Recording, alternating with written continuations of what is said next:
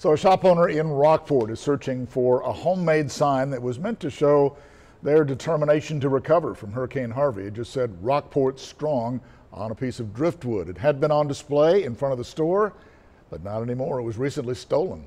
And clearly there is a lot of meaning behind that sign. Our Madeline Dart shows us how people in Rockport are joining in the search. Now, this is where the sign was posted here at Rowdy Maui. After posting about it on social media, a couple came forward saying they actually saw the suspect who was taking it down, and he did it in broad daylight.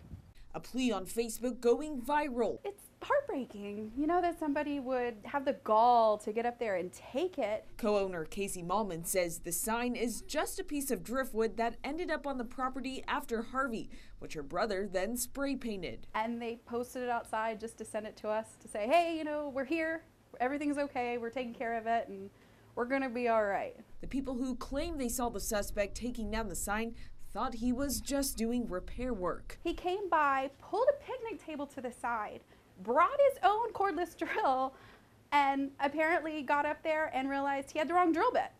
So he left, got the correct drill bit, came back and took the sign. Malman says the sentiment is what makes the sign valuable, which is why they're offering a monetary reward to whomever brings it back. And nearby businesses added cash to the reward, bumping it up to $325. We just want to help any way we can. B. Hewlett says the sign meant a lot to the community during a time of hardship. The sign went up after the storm, and it was just kind of like a little gleam of hope for everybody. Both women just want the sign back where it belongs, and Malman is even willing to throw in something extra on top of the cash. A sign of their own that says Rockport Strong and whatever colors they want.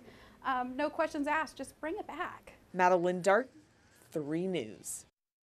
Simple message there. Okay, Bill's